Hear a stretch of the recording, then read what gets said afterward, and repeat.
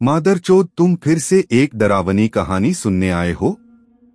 चलो शुरू करते हैं। वे कहते हैं कि मौन में रहस्य छिपे होते हैं, ऐसे रहस्य जो दुनिया के भूल जाने के बाद भी हवा में बने रहते हैं। कोलकाता की अराजकता और भूली हुई नदी के दलदली किनारों के बीच कहीं बसा एक गांव है जिसे समय ने लगभग छोड़ दिया है। एक ऐसी जगह जहां मिट्टी की झोपड़ियों में अभी भी लालटेन टिमटिमाती हैं और छायाएं जितनी होनी चाहिए उससे ज्यादा लंबी होती हैं। यही वह जगह थी जहां अनिका लौटी थी, 22 साल की, बहुत कम उम्र में अनाथ हो गई और थके हुए कंधों पर आधुनिक जीवन का भार ढो रही थी। अब उसका एकमात्र परिवार दादू था, एक अंधा बूढ़ा आदमी जिसकी रीढ़ समय और मान्यताओं से सख्त हो गई थी, जो गांव के दिल में खड़े बरगद के पेड़ से भी पुरानी थी।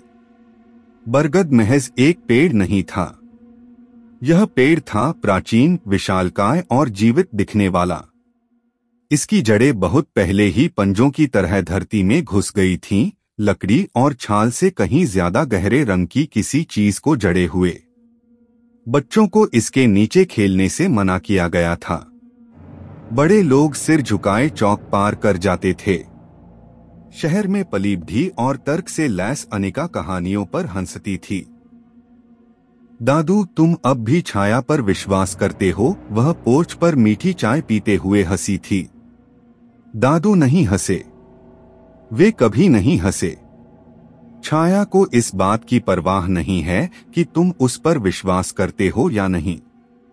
बस इस बात की परवाह है कि तुम उसका जवाब देते हो या नहीं। इसकी शुरुआत मासूमियत से हुई। बचपन के दोस्त रतन के घर पर देर शाम चांदनी रात में घर की ओर चल पड़ी। कोहरा छा गया और गांव में सन्नाटा छा गया। ऐसी शांति जो आपकी सांसों को विश्वासघात जैसा बना दे। तभी उसने यह सुना, एक आवाज, कोमल, स्त्रीलिंग, बरगद के पेड़ की दिशा से, अनिका, यहां आओ। उसका खून ठंडा हो गया। वह मुड़ी। कोई नहीं, सिर्फ पेड़, उसकी जड़ें मरती हुई उंगलियों की तरह उलझी हुई थीं। वह भागी।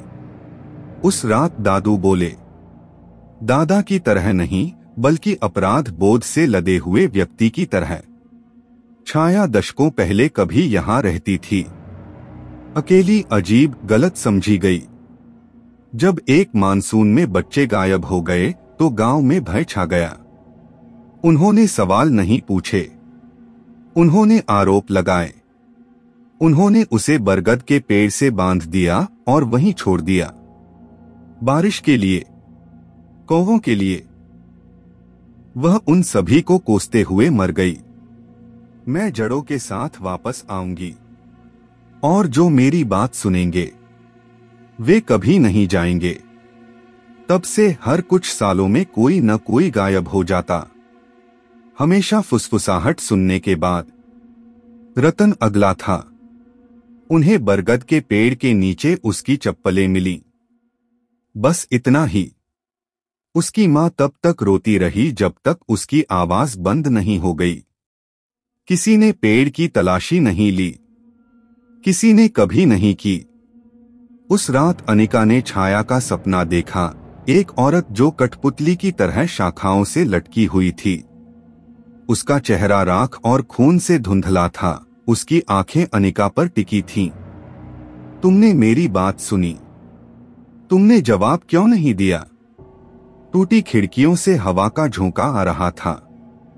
दादू धूप बत्ती थामे और चंडी के श्लोकों का जाप करते हुए हर सांस के साथ कांप रहे थे। लेकिन बहुत देर हो चुकी थी। दीपक बुझ गया। कमरे में सन्नाटा छा गया और अनिका के पीछे से एक आवाज, अब एक नहीं बल्कि दो, हवा में फुफकार की तरह गूंजी। तुमने हमें जवाब दिया। सुबह सुबह उनका घर अजीब तरह से शांत था। दरवाजा खुला हुआ था। चाय का प्याला अभी भी गर्म था। दरवाजे से बरगद के पेड़ तक 2 पैरों के निशान थे। कोई भी वापस नहीं आया। और अब गांव वाले कहते हैं, अगर आप रात में पेड़ के पास से गुजरे और ध्यान से सुने तो आपको सिर्फ हवा की आवाज नहीं सुनाई देगी, आपको छाया भी सुनाई देगी और अनिका भी। और अगर आप जवाब देंगे तो आप कभी नहीं जाएंगे। कुछ कहानियां जड़ों के नीचे दफन हो जाती हैं, लेकिन भुलाई नहीं जाती।